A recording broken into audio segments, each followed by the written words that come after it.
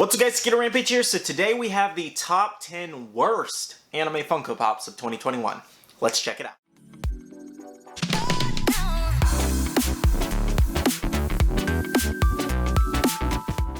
Hey guys, welcome back to another top 10 anime Funko Pop list for 2021. Now, this is going to be the top 10 worst anime Funko Pops of 2021. When I was actually making this list, I was relatively surprised at how many great anime pops Funko actually made this year. They made a lot, and there wasn't really too many that were kind of like really bad overall, I want to say. Like, obviously we have our top 10 list of the bad ones, but in the grand scheme of things, I think there's really only maybe like 20 to 21 bad anime pops, and this kind of goes with like Diamond Collection variants and things like that, such as, but if you compare it to the top 10 Funko Pops for anime of 2021, comparing the list, they've made what, maybe like 80, 90 new anime pops between all the different categories. And overall, Funko did a really good job this year for anime. There really wasn't a lot of bad ones. So as usual, we do have our honorable mentions that we're going to go over, and then our top 10 list. I'm not going to be throwing my top 10 worst anime pops in this video. Figured it didn't really need to be needed, because I agree with all of the ones that I put in the top 10 worst of the year. So it's kind of like, it'll be a fairly similar list, so I figured it didn't really need to be made.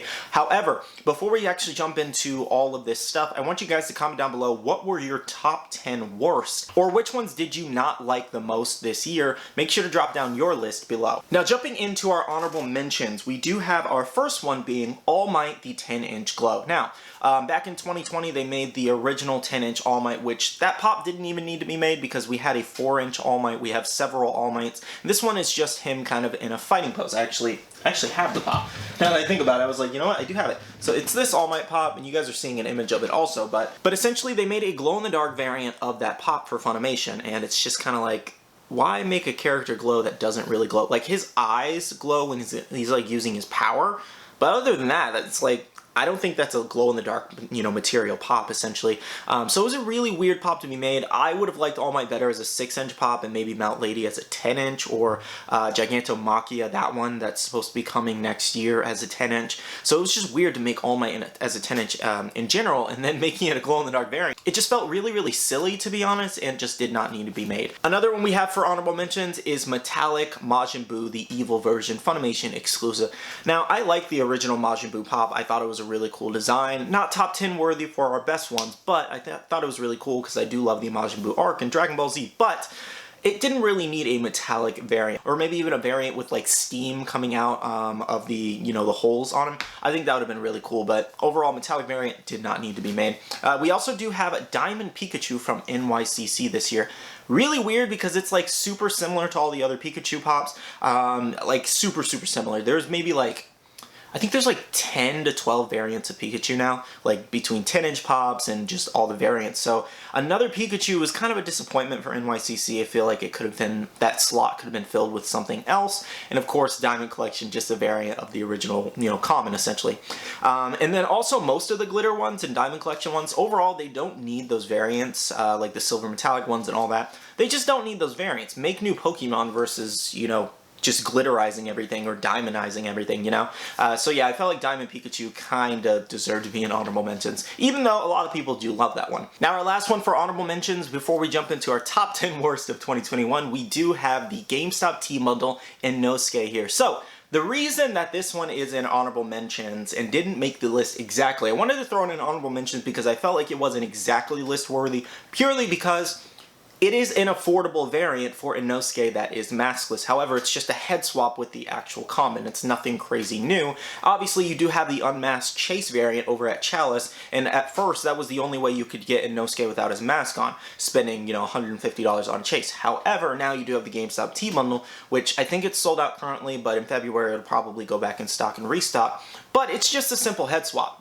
It's a more affordable variant for Inosuke unmasked. It's a less cooler variant because, like, in the Chalice Chase one, he's kind of lunging. This one's just kind of holding his swords, but the reason, again, I put it in honorable mentions and not the actual list was because it was a more affordable variant, but still did not need to be made. So those were my honorable mentions for this video. If you guys did agree or disagreed, make sure to comment down below. I'd love to hear your thoughts. Now, moving into the top 10 list, I feel like the order I put put these in might surprise a couple people, but overall, I think you guys will agree with the list. At least I'm hoping you will. Again, I also did make a post on Instagram and asking you guys what was the worst of 2021, and a lot of you guys said a lot of these pops on this list, so I figured it was a pretty solid list. So, coming in at number 10, we do have Mini Nezuko. Now, as cool as Mini Nezuko is, and that's why I put her at the number 10 spot and not closer to number 1 being the worst, the price point was just not it for how small that pop really is. It is such a tiny pop. I want to say it's like this tall in a box this big. It's insane. And at $31 retail, that's not it. For a deluxe, that just is not it. It's so tiny, and Funko's been doing this a lot, where literally the box and plastic insert is like almost 2 to 3 times bigger than the actual item itself, the actual pop itself. So it was just really disappointing. Like, the quality of the figure is really cool. It's a really, really cool moment and deluxe little figure. But again, the price point kills it, and it's a huge turnoff for most people, and they just don't even want to buy it at that price point. They'd rather just wait until it's cheaper on like Mercari or OfferUp. Yeah, again, $31 base retail, that sucks. Coming in at number 9, we do have the Pain Glow-in-the-Dark Chalice Collectibles exclusive. Now, there is no argument that this pop is not a really awesome pop. It really is. He's doing Almighty Push, and it's amazing design by Funko and Chalice. However, they absolutely dropped the ball on the glow-in-the-dark feature of this. So here's an image from Google that I thought was a really good representation of the pop. We do have the Chalice one there glowing with yellow hair, what? And yellow eyebrows. And then this is True Technique Arc over on Instagram. They do a lot of customs and, like, you know, make different variations of pops. They actually made a glow-in-the-dark variant of their own of the Pain and repainted it. Orange hair, orange eyebrows, darker color on the Renegana eyes, and then even the Akatsuki robe glows. That would have been so much better. Now, this Chalice one here, it could just be a low glow. They could have put, you know, less of a UV light on it. It does glow slightly better than that, but I heard a lot of people saying that they did not like the glow on this one purely because of the color, as well as the glow has a tough time showing. So, honestly, I wanted to throw it on the list because the glow was the biggest feature of this pop, and they absolutely dropped the ball on it. It's horrible. So hopefully in the future they'll get down like orange glows a little bit better, because this was bad, especially when he looks like a Super Saiyan. He should not look like a Super Saiyan. So, Pain Chalice Glow-in-the-Dark was coming in at number 9. Coming in at number 8, we do have the Inosuke Lounging Box Lunch exclusive. Now, this one is set to release on the 28th of December, just in about 2 weeks if you did not know. However, why? You know, like, it's a funny moment, it's a funny pop, but it's like, why did we need a 5th Inosuke? That's too much, like, too much. He has just as many variants as Tanjiro, and Tanjiro is the main character. Again, it just did not need to be made overall, and that's why it has a place on this list. It's a little bit lower because it's a funny pop, and a lot of people do seem to like it overall. But I do feel like the decision is split 50-50 in terms of how weird this was to make in general. Now, coming in at the number 7 spot, we do have the Bakugo Hot Topic exclusive. Now, obviously, I don't feel like I need to explain this one, that it is so close to the actual SDCC one that it's just like, why did you make one so close? The reason it's ranking a little bit lower on this list, not higher, is the fact that it's the same as the actual Inosuke GameStop T-Bundle. It's a more affordable option to a pop that's super, super similar. So what I mean by this is if you look at these out of box here, on the left is the Hot Topic exclusive, on the right is the actual, the SDCC exclusive, excuse me. The head mold is exactly the same. The arms are the only thing that's different. Like, one hand is just basically in front, and the actual has a blast in front, so he's essentially blasting forward instead of propelling himself forward. So that's really the only thing that's different overall. I think the legs are slightly different. At first glance, if the hand blast wasn't there, you would think this was the same exact pop, just missing some features. So yeah, I just feel like it needed to be on this list because it was just a silly variant to be made. Did not need to be made, but a more affordable variant that was super close. Now at the number 6 spot, we do have the Madara GameStop T-Bundle here, where Madara does have the scythe. Now, a lot of people have a lot of issues with this pop overall, that it's not anime accurate at all, and it was weird for Funko to make. He did not have the scythe at this point, I believe, and just a lot of people just did not like this. The t-shirt was really cool, and I kind of put it in the middle because I thought it looked really cool. Even though it's not anime accurate, I think the pop looks really neat. But a lot of people are very, very in touch with the anime and care a lot that the pop does match the actual anime scenes, so a lot of people did not want this one, or a lot of people just hate the pop overall. They literally do not like it because it's not anime accurate. That's as simple as I can put it and why this is on this list. And I agree, you know, it should be anime accurate. They should be making the figures, you know, they should be making the figures based off the actual characters and what happened in that moment versus just making their own version. Like, they've done this a couple times, actually.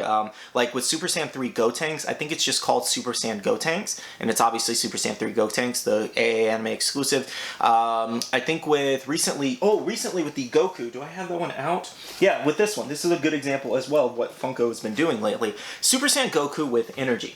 Now, that's obviously Super Saiyan 2 Goku, but for some reason they didn't name him Super Saiyan 2 Goku. Now, I do want to ask though, do you guys think that should be placed higher on the list, lower, or do you think it's at a really good spot? But overall, he did come in right about at the middle on the list. Now, another GameStop T-bundle we recently got was the Himiko Toga T-bundle from the recent wave. Now, this one was just similar to a Inosuke. It's just a simple kind of head swap. So they basically just took the mask off the actual common and then threw it in a team bundle and charged more for it. So I did place her higher than Madara. Even though Madara wasn't anime accurate, I still thought it was a cooler looking pop versus her being in a team bundle and just a different variant, essentially. The similar, very, very similar pop, even though we also do have an unmasked variant already, so we didn't need 3 different Toga pops. It was just weird to be made.